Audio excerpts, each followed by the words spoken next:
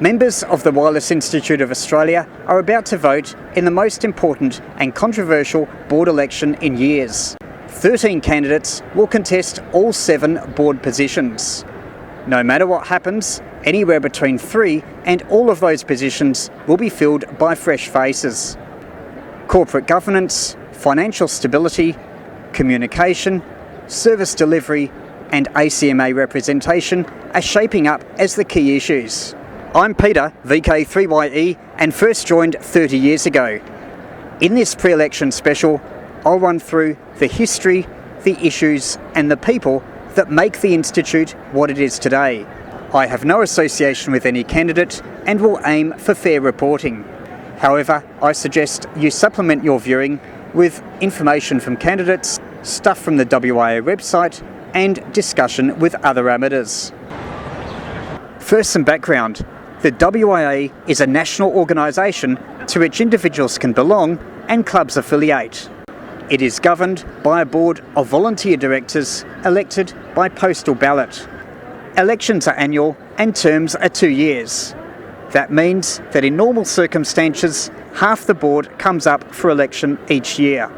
Volunteers, supported by a small paid office staff, look after services such as call sign issue, exams, Amateur Radio magazine, contests, awards and more. In legal jargon, the WIA is a company limited by guarantee. Directors have obligations under company law. These tend to be stricter than for incorporated associations such as most local radio clubs. It used to be different. Up to 2004, individuals belonged to a state or territory WIA division. A federal body ran the office, published the magazine and looked after national representation. However, its only members were the 7 state divisions. Individual members had no formal input to the federal body, even though that's where most of their annual membership subscription went. You couldn't even attend a federal convention unless you were nominated as an observer by a division. What was all this like at the time? There was a lot of pessimism around. Amateur numbers were falling, retailers were closing, and magazines going out of print. That's the big picture. It would be unfair to blame the WIA for all that, but some people did. Closer up though, the Institute could be its own worst enemy. For example, VK2 had feuding A and B teams. VK3 was a secretive old boys club. Undercurrents of federal divisional rancor were sometimes visible, even to ordinary members, and the old structure required more volunteers than could be found or was efficient. So pressure was building for change. Image and membership were declining.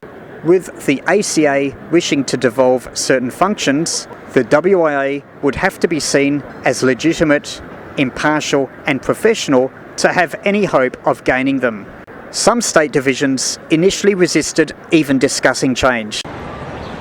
The breakthrough came when it was agreed that the divisions could, if they wanted to, remain as radio clubs, retaining their assets.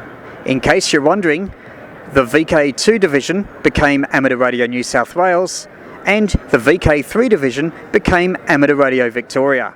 The other divisions wound up and transferred their assets either to local radio clubs or to the national federal body. So in 2004, we got a new national WIA. Lawyer Michael Owen, VK3KI, came back to lead it. People tell me he was a man of detail with a finger on every pulse. Secretary was Chris Jones, VK2ZDD. Always on the phone, he motivated many to support WIA unification. Both became widely respected and kept the old state-based rivalries at bay. Membership stopped declining and even rose in some years. Annual general meetings, now open to members, attracted good attendances and strengthened relationships with organising clubs. Amateur Radio magazine became publicly available through newsagents, and finances improved thanks to a generous bequest that allowed the WIA to buy its own office and stop paying rent. People always wanted more from the national WIA. However, there seemed more unity and less discord than for many years. Its first decade was at least a qualified success that exceeded the expectations of many. Chris Jones passed away in 2006 while still secretary. Michael Owen died in 2012 while still president. Both were massive losses. The former president, in particular, worked so hard as to make himself irreplaceable, and his home was only a short distance from the national office. Others, some in other states, some from the old divisions, took over. After an initially fairly calm first 10 years, this was to prove a turning point. 2 board members resigned in late 2015. One went public with his concerns. He and 2 other former office bearers set up a reform group, critical of many in the current board. Spirited discussion also took place across social media. As much heat as light was often generated. Member sentiment was initially mixed when it was announced that the 2016 annual general meeting would be held on remote Norfolk Island.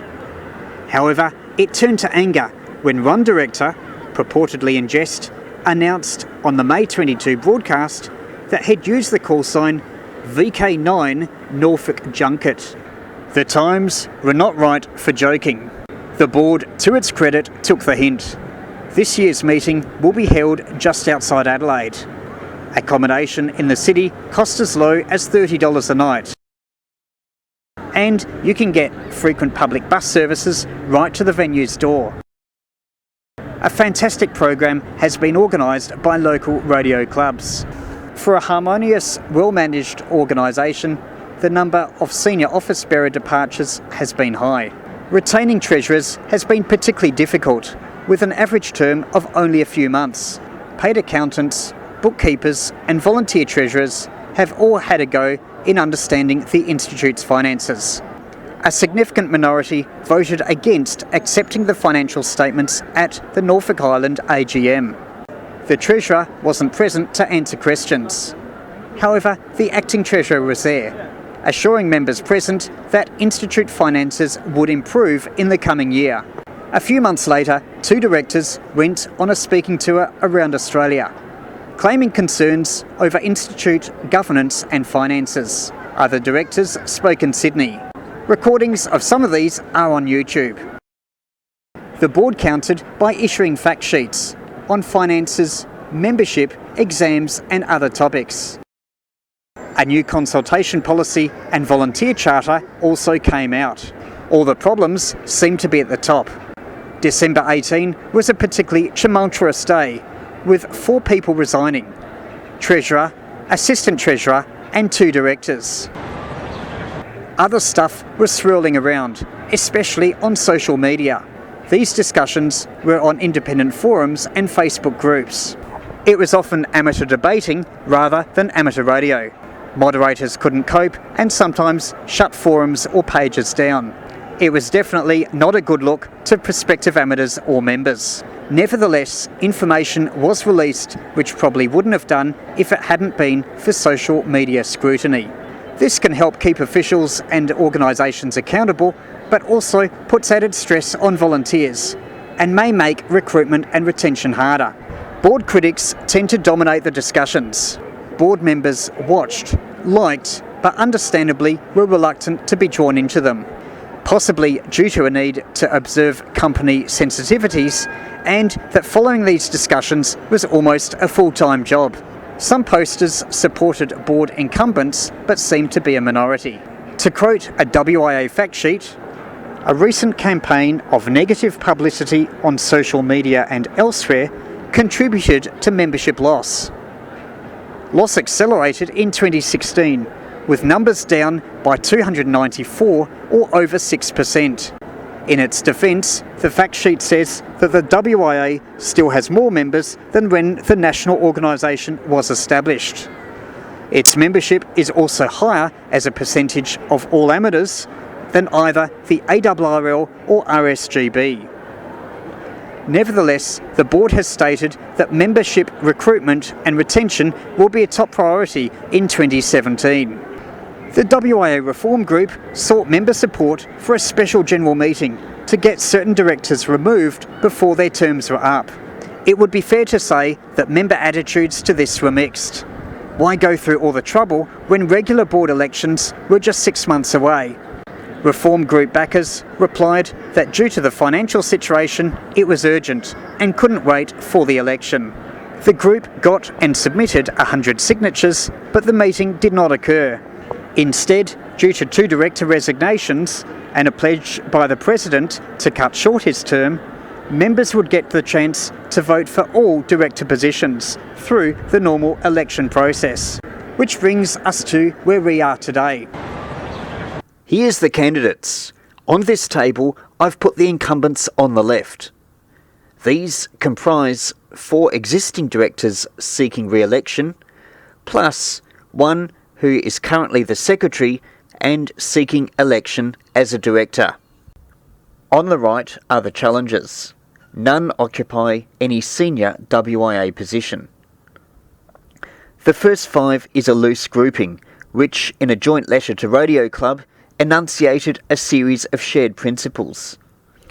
The last 3 are what you could call independent, contesting the election without grouping with others. Remember, 13 candidates are contesting 7 positions. Make sure you read material from each candidate, since they may have very different experiences and policies. Make sure they're willing to work with other people for the betterment of the WIA and amateur radio. Also, since these are company director roles, their professional expertise is also important, possibly more so than their amateur radio experience. Enough of the serious stuff, now a message live from the stage. I, a veteran of VK2 Civil War, am always quoting Latin that the unwashed so ignore. My florid oratory, endless wit replete, unfortunately polarises all that I meet. We are the 2 who recently quit the board, claiming corporate governance was very deeply flawed. Old guard ignored everything we said, so we pulled the pin to enjoy life instead. I am the best thing since sliced bread. My $100 books are so widely read. Without my services, you'd be dangerously untrained. One day, you'll be thankful that my power's unrestrained. We are the has-beens who say they're doing it wrong. Conflicts and deficits, they won't last very long. Trust us, sign our letter please. Turf them out to overcome the institute disease. I am here to preside above the fray. Everything's alright, no matter what they say. Our money's the same and still coming in. Just doesn't matter what bucket it's in. Trolling Facebook, hitting post replies. Most of us are non-member guys. Big mouth online, but we're never on air. And watch us run away when there's a burden to bear. These, my friends, are the characters here. Scrobbling, they made 16 a troublesome year. The next could be better, I ask that you note. Make a wise choice and please cast your vote.